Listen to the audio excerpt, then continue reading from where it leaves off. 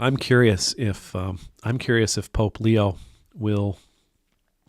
I'm curious if Pope Leo will follow Francis in terms of vestments. Francis was very dressed down, very, very, very dressed down, very unassuming.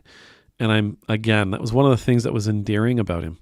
I hope that Leo the 14th continues that trend. But if he doesn't, I'll understand, because there is an ornate sense of that position. And despite the fact that, I'm not a traditionalist at all, there is something to holding what others believe to be important traditions, holding those close and holding them as precious, because it can earn you brownie points with them. And so if wearing a certain robe makes some feel like, oh, good, he's that kind of pope, and it means that they'll listen, wear the robes. If, wearing the pointy hat, if carrying the crozier, that's the stick that they have, the big thing, if they're carrying the crozier, if wearing the shoes or the robes brings people comfort, and that gives them a more ability to listen and to engage with what you're sharing or the reforms you're calling for, wear the robes, wear the hat, carry the crozier, and if not, set it aside, right? And I think, again, Pope Francis was so wonderful. He was so pastoral, and he had a way of connecting with people, again, outside of the church. So he had a way of connecting with non-traditionalists. He had a way of connecting with people who may have left the church. He had a way of connecting with people who loved the church but never felt like they were a part of it. He had a way of connecting with that segment of the church and of the world that didn't put any stock in the vestments or any stock in the fineries. But at the same time, because he didn't put any stock in the vestments and the refineries, it also sort of, in some ways, in some fashion, alienated him from people who really did put a lot of stock and had a lot to say about vestments and fineries. So, we'll see. We'll see. I think, was it Paul? You've all heard that term, you can't be everything to all people. Paul actually said, Paul the apostle, yeah, no, you can't. Right? He says, I will be, to share the gospel, I will be everything to all people.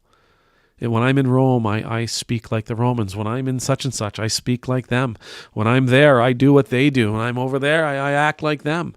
I will be whoever they need me to be if it means them hearing the good news of Jesus Christ. I will be whoever they need me to be if it means sharing the transformative and redemptive love of Jesus Christ. I will be all things to all people for the sake of the gospel.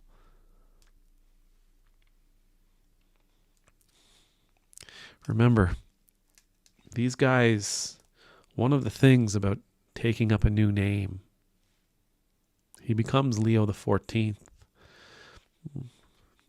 Pope Bob. I heard that this morning. It's great. He's a Bob. Bob ceases to be. His identity ceases to be. And now he must be who he needs to be in the moment he needs to be it, to share the gospel and to do the work that Jesus would have him do.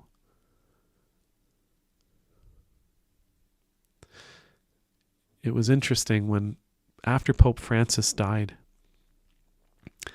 all of a sudden I heard, because people are coming out and they're sharing their story with Pope Francis. And I remember the most shocking story was his high school love of his life in high school. She's still alive. and he had written about her. And she came forward and said, yeah, he was a lovely boy. You think, he was a boy. He was a boy at some point. He had parents, yeah. He had brothers and sisters. Of course he did. He had a life. He had a life before ministry. He had a life before being Pope. He was somebody else. And the same for Pope Leo. There was, I was joking earlier about him being a White Sox fan. Dude's a baseball fan. He has a brother. At least he has a brother, maybe more. I just remember hearing something from his brother. He had parents. He had degrees, went to university, had friends. Maybe he had girlfriends. Maybe he had a love. Maybe not. But he'll wear the purple.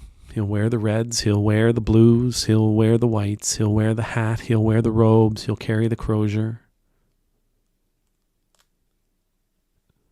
He will have to be whoever he needs to be for the people in front of him to hear and follow him.